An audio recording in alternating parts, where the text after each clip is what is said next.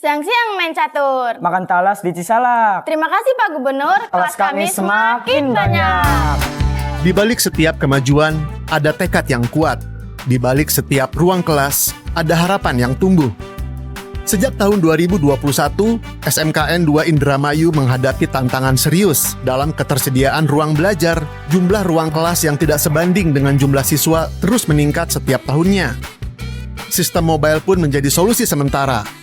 Setiap hari, para siswa harus berpindah tempat belajar dari satu ruang ke ruang lainnya untuk menimba ilmu.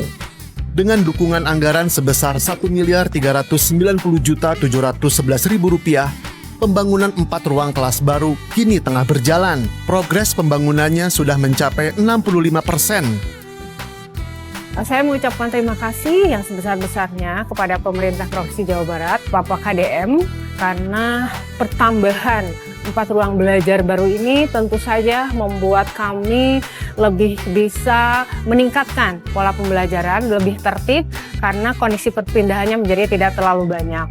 Tidak sekedar membangun ruang belajar, setiap kelas juga akan dilengkapi toilet serta 144 meubilir agar siswa bisa belajar dengan aman dan nyaman. Ini adalah langkah nyata untuk masa depan, menciptakan lingkungan belajar yang lebih baik serta memastikan setiap siswa punya tempat yang layak untuk tumbuh dan berkembang.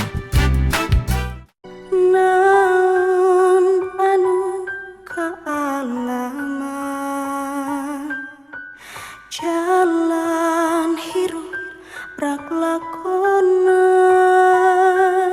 rahayu panuntun indung ngadekeun lembur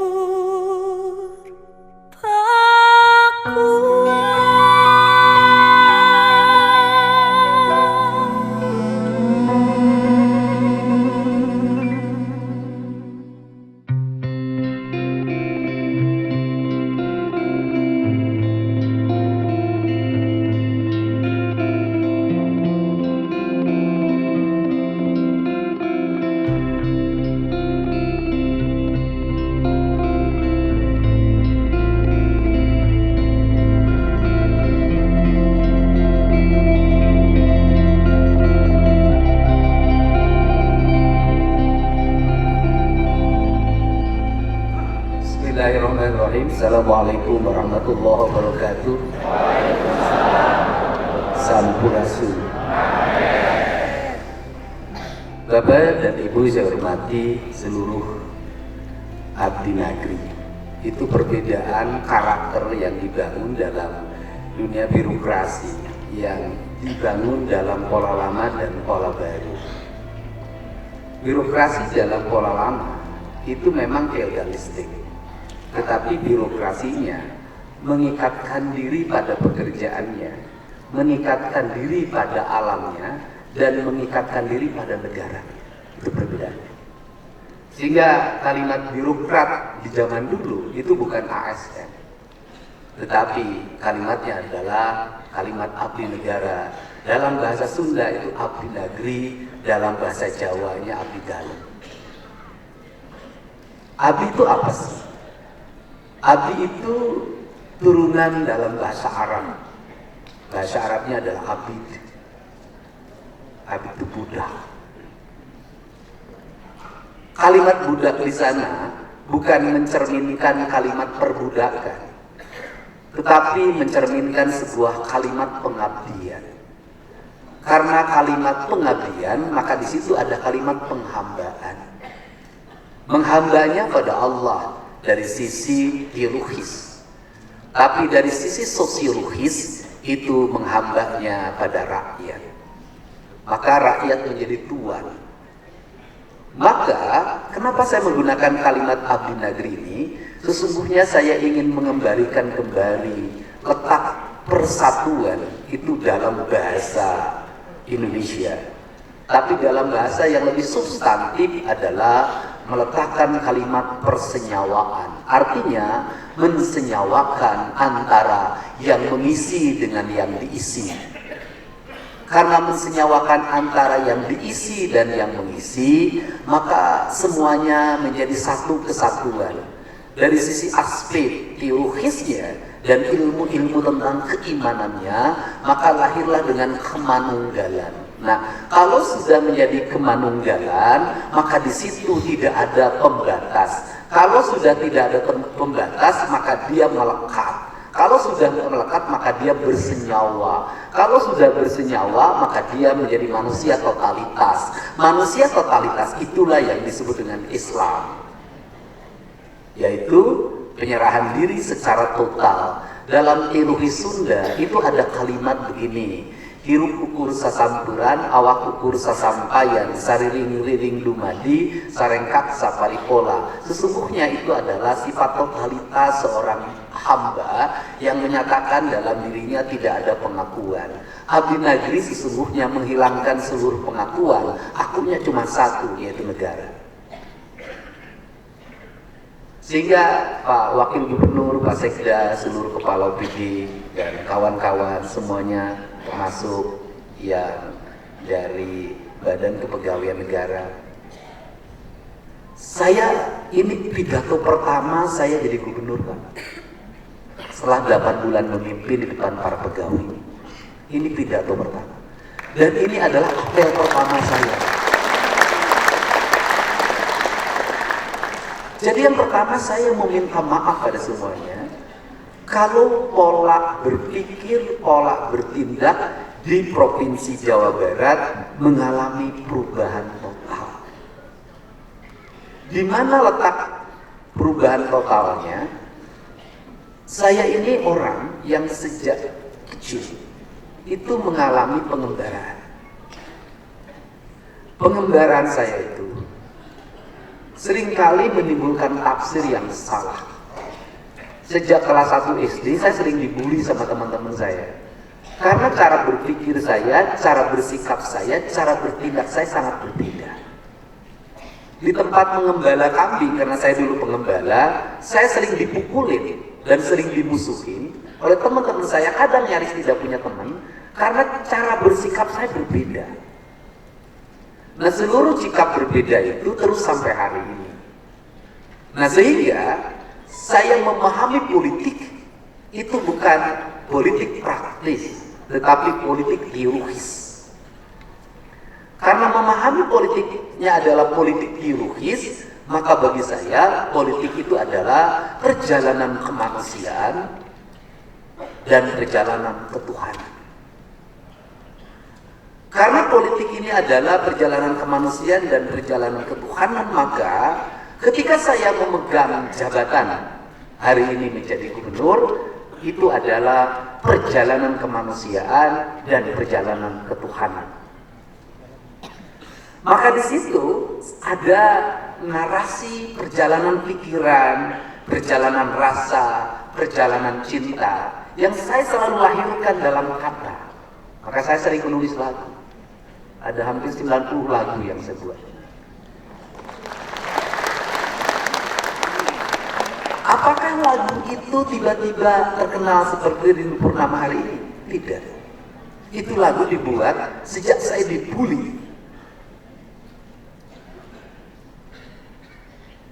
Pada tahun 2004. Mungkin tidak ada birokrasi, tidak ada politisi di era pragmatisme sekarang yang mengalami pengembaraan seperti saya. Saya mengalami pengembaraan. Kantor saya diburu, dilemparin, dikafirkan, dimusyrikkan, dimusuhi, dan seolah saya manusia yang sampah.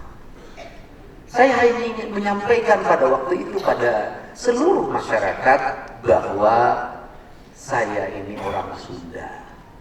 Orang Sunda itu punya raja namanya Prabu Siliwangi, punya peradaban namanya peradaban Pajajaran, dan ini peradaban adiluhung yang telah membangun karya-karya yang luar biasa di seluruh tanah Sunda yang terbentang. Dan nanti saya akan panggil ahli sejarahnya yang menyatakan tanah yang terbentang itu sampai mana.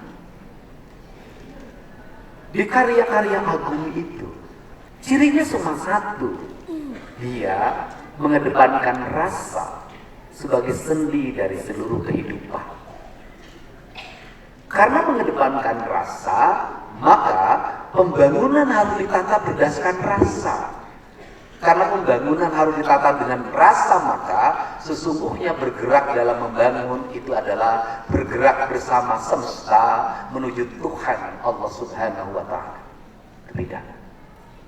Sehingga dalam pikiran saya tidak ada itu alam bihari, alam kiwari, alam poisu itu satu kesatuan.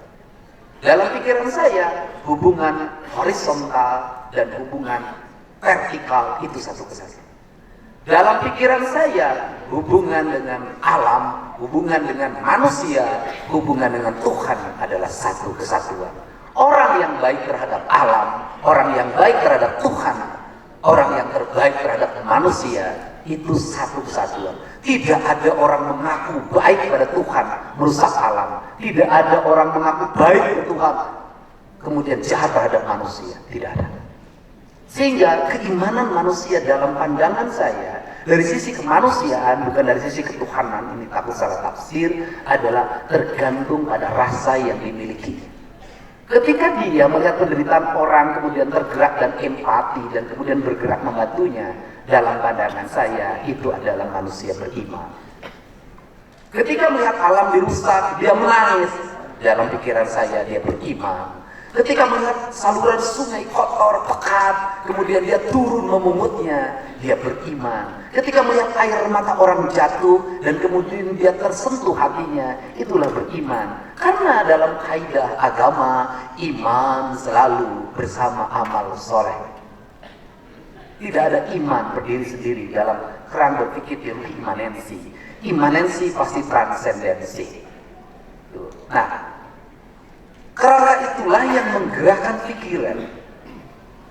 Karena menggerakkan pikiran, kalau hari ini orang melihat saya memiliki talent di bidang media sosial, sesungguhnya itu adalah prasangka yang salah. Justru saya orang yang tidak ngerti media sosial.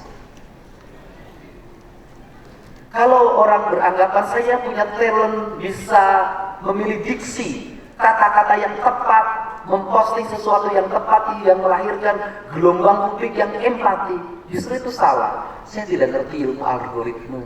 Sekedar mengetik saja saya kurang bisa. Membuat kalimat top aja di WA saya nggak bisa. Apa yang sebenarnya saya lakukan? Yang saya lakukan hanya mengekspresikan diksi teknokratik yang berasal dari pikiran yang alamiah. Dari pikiran yang alamiah itu pasti melahirkan dua sisi positif dan sisi kemarahan. Maka dalam perjalanan bermedia sosial saya, dalam perjalanan berforum saya, pasti menimbulkan gelombang kemarahan, kebencian, demonstrasi, ancaman. Saya 3 kali pernah menghadapi ancaman pembunuhan. Di Garut dulu saya pernah dikejar oleh 25 orang membawa pedang terhunus. Apa sih sebenarnya? Yang ingin kita kejar adalah sebuah penyatuan gelombang atau energi. Energi apa? Energi yang Allah turunkan melalui seluruh semesta alam ini secara paripurna. Kalau kita berteriak dalam setiap hari, rezeki di Allah betul, tapi rezeki itu lewat angin, rezeki itu lewat air, rezeki itu lewat matahari, rezeki itu lewat tanah, dan pada akhirnya rezeki itu lewat manusia. Sehingga dalam pandangan saya, kalau kita ingin memuliakan Allah, maka secara kemanusiaan kita memuliakan alam semesta. Maka mari kita balik. Kalau kita mendapat rezeki dari jabatan kita, sesungguhnya yang harus kita muliakan adalah amanah dari SK jabatan itu. Apa yang mesti kita lakukan, itulah bertuhan yang sebenarnya. Maka lahirlah disebut kesadaran kolektif. Maka kesadaran kolektif itu akan melahirkan apa? Efisiensi. Kenapa lahir efisiensi? Tangan-tangan teknokratik akan dibantu alam semesta yang teologis.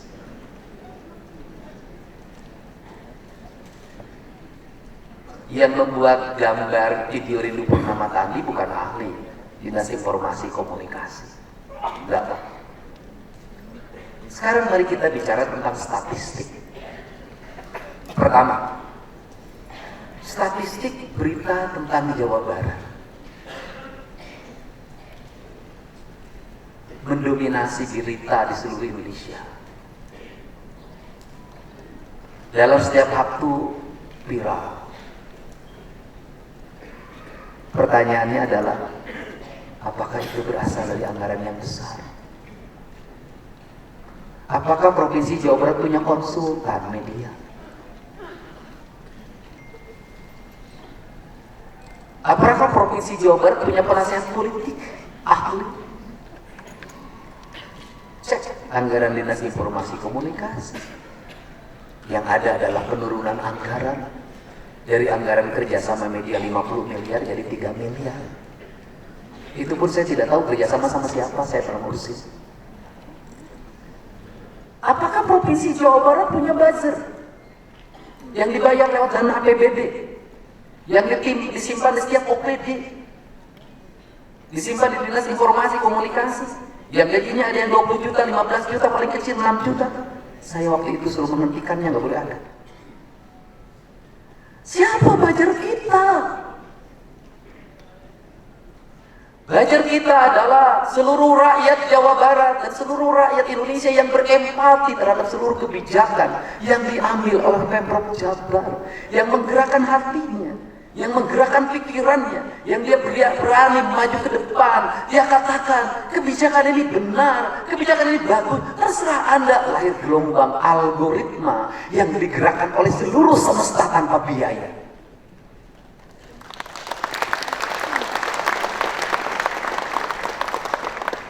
Kenapa lahir algoritma itu? Kenapa? Karena ada doa. Sekali lagi, ketuhanan itu dalam kehidupan adalah kemanusiaan. Rasulullah itu membebaskan perbudakan, membebaskan orang-orang miskin, membebaskan anak-anak yatim. Ara'aital ladzi yukadzibu bidin fadzalikal ladzi yadul yatim wa la yahudu 'ala ta'amil miskin. Jelas. Ini kolektivitas ini yang menjadi gerakan publik. Kenapa? Pemda Jabar bisa. Maka sesungguhnya kita hari ini punya modal kerja apa? Seluruh rakyat. Kalau seluruh rakyat sudah menjadi modal kerja, artinya apa? Seluruh rakyat Jawa Barat hari ini percaya sama kita. Di mana letak kepercayaannya? 97,4%. Survei. Ada datanya. Yang dirubah siapa? Kompas. Hampir tidak berani mengumumkan. Kenapa? Saking tidak percayanya terhadap survei yang dia buat. Kenapa tidak percaya? Baru terjadi sepanjang sejarah, Pak. Ada orang percaya 97,4. Saya itu ada tidak dipercayanya oleh siapa? Oleh wanita. Kenapa kalian tidak dipercaya oleh wanita? Ya karena begini, komitmen saya jelas kok. Janji politik pasti saya tepati, tapi kalau janji menikahi tergantung yang. Kan ini, saya boleh deh ngomong Bang Jabar hari ini, boleh saya kritik. Bang Jabar berapa sih punya biaya iklan selama ini? Billboard dipasang di mana-mana, tim marketing, tim IT, elekusi Egi.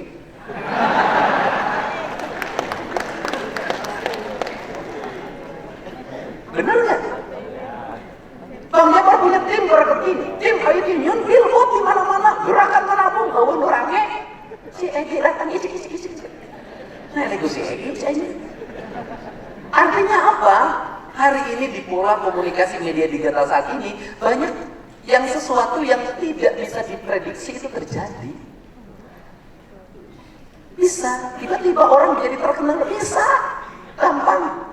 Birokrat yang terkenal bareng kok saya terkenal. Nah, karena itu kan ketuhanan itu melahirkan keyakinan dong. Ya kita yakin. Saya dari dulu kalau ngurus keuangan daerah itu selalu yakin. Kenapa? Saya mau belajar bukan dari teori ekonomi, doktor, profesor lain, aing mah.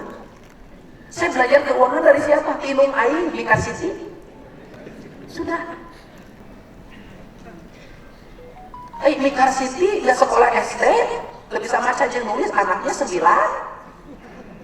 Bisa jadi sarjana KB.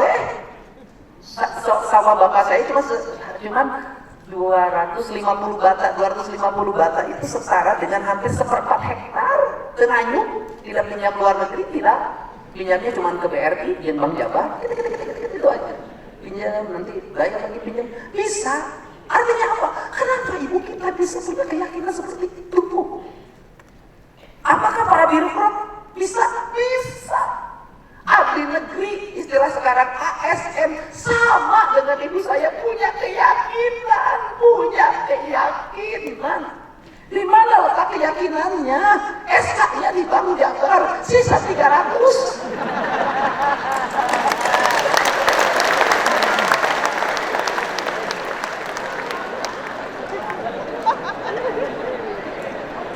Margin Bank Jabar itu bersikap tidak adil.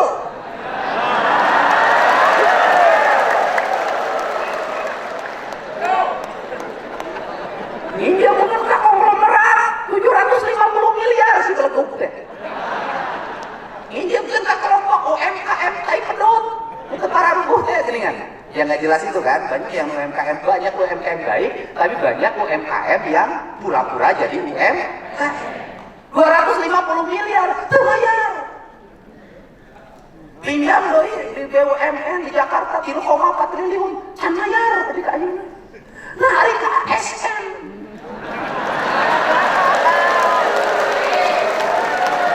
Pelanggan setia, istri pertama. Jadi Bank Jabar itu adalah ASN di Jawa Barat itu istri setia, istri pertama yang selalu disakiti. Tapi dia kemudian selingkuh dengan A, dengan B, dengan C, ditinggalkan dan ditipu, keleguk, sia dorakan, sia lain. Bener nggak? Sakit saya bener. Saya bacanya juga sakit banget. Kenapa? Saya termasuk yang korban itu.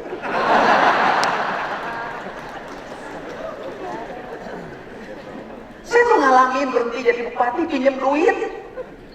Jadi bupati pinjam duit jaminannya rumah sama kandang domba. Saya bukan di ACC bu, pertama di ACC itu maksa di ACC akhirnya.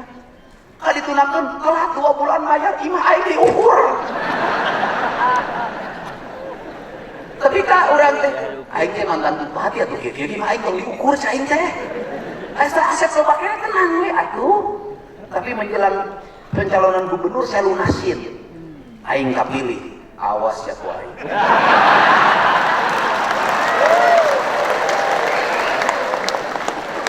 Dan hukuman yang saya berikan adalah Bank Jabar lagi prihatin. Karena Bank Jabar lagi prihatin, setelah UPS tidak boleh ada tantiem itu. Betul tidak? Kan sudah dapat gaji bulanan. Nggak cukup pakai tantiem segala siapa? Lamun tantiem sehingga Pak Prabowo ngomong tantiem. Lamun tantiem, lamun banget teruntuk akan ngemplang nage loba, prihatin ya prihatin. Setuju nggak? Sehingga saya selalu mengomong bagaimana abdi negeri ini termasuk 7 keajaiban dunia. Gajinya tinggal 200, ada yang tinggal 500. Tambah pinjam ke koperasi. Sudahlah. Apakah Anda semua kelaparan? Tidak. Masih gagah kene, aya kene nu nyambung, ini nyaho aya. Kurang tengah ya. Geuleuh aya kene nyambung. Kunaon geuleuhna? Aya gubernur, anu gede penghasilanna, teu boga pangajikan aya sia nyambung.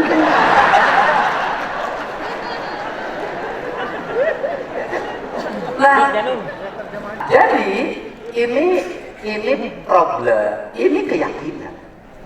Ibu punya keyakinan kan? keyakinan ASN tidak akan punya rumah. Udah mau nganjuk, mau. Kalau nggak punya keyakinan, mau bisa mobil Avanza. Apa mau? Ya udahlah kalau yang sudah eselon 2 kan eselon 3 ya lumayan tunjangannya kan ngalamin pegawai rendah. Tilu A, kawin langsung nyokot IMA, BTN bayar tapi nyicil. Nah, itu kan keyakinan. Dan dalam teori hidup itu ada dua yang tidak akan pernah membuat manusia menjadi bangkrut. Dua, satu membangun rumah, yang kedua sekolah anak.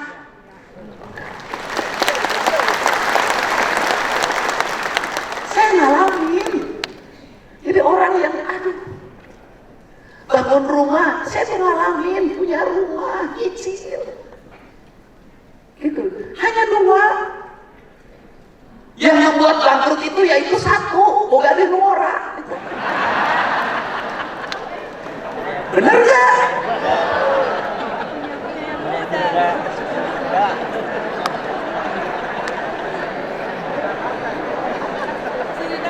Sudah. Nah, makanya jadi kalau Pak Sekda kepala OPD, kalau ada pegawai ngajuin kredit di Bank Jabar, jangan imah beli mobil, ACC. Sebab iKorp 5 nganjuk terus. Lama nganjuk terus mau boga, mau. Saya punya mobil, itu semuanya kredit. Ya bulan. Manusia itu harus dituntut berpikir.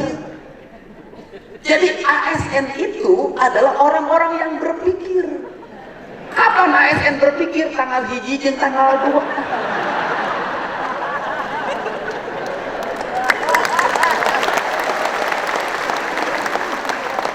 Karek nyamonya ceramah Dedi Mulia dingenaheun. Ya. Jadi udahlah, saya harus makmur, semuanya nggak boleh. Nah, kenapa keyakinan diri yang bisa membangun kehidupan rumah yang baik, anak-anak kuliah, ada yang di kedokteran, di ITB, dimanapun, di luar negeri, saya tahu, kenapa Anda tidak yakin pada anggaran negara yang Anda kelola? Saya mah yakin. Ini di provinsi belum ekstrim saya. Ekstrimnya saya biasa begini mana? Kalau pendapatannya 31 triliun, maka saya bikin belanja 32 triliun. Itu biasanya begitu. Untuk apa? Agar kita berpikir mengejar target itu. Karena kalau saya yakin tanpa minus, tanpa defisit, seluruh ASN di Jawa Barat moal boga imah, moal kuliah sekolah budakna, moal boga mobil. Kalau hanya ngandelin tidak ada orang kaya dari ASN, udahlah beli rumah mah nanti aja, kan gaji tiap bulan dipisahin. Wah, ya roh, aya wae kabutuhan dipakai wae. Enggak ada. Wah. Kati ikuti saya. Ya uangnya nanti disimpan katanya di ATM, gede kita. Ya nanti kan simpen apa? Nanti kan kalau ada nanti kita kan beli semen mulai. Begitu duit aya 10 juta keneh. Ya nanti PPJ ya.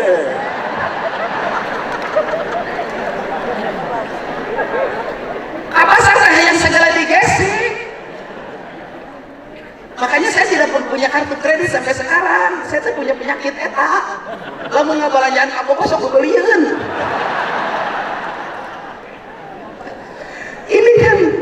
Ini kan penting. Tapi kalau begitu sebulan minus, Anda aman itu. Mikir isukan. Isukan nanti tangan ke surat ke Pak Sekda, sok diburuhan terus. Isukan maaf. Ayah kadaek. Ingat, jangan membiarkan di rekening Anda ada uang. Itu akan membuat Anda terlena. Tapi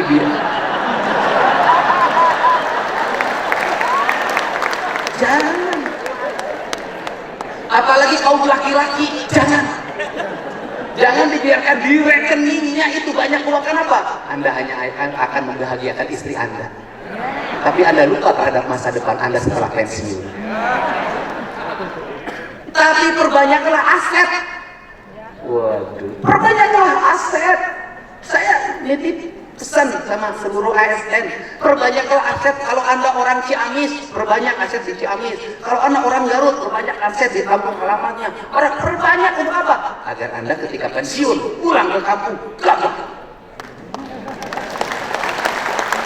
Iya kebun saha, kebun Pak Bambang.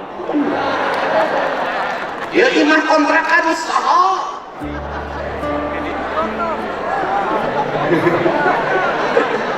Lu Palembang. Ya usaha, gagal dong, gagal. Jangan sampai setelah pensiun asalnya gagal. Gagal. Pensiun, kuliah. Ribus ya teh. Aset berbanyak, nah, tetapi asetnya yang harus bisa dikelola, yang mengalami kenaikan dalam setiap waktu. Aset apa yang tidak akan pernah hilang dan terus bertambah? Anak.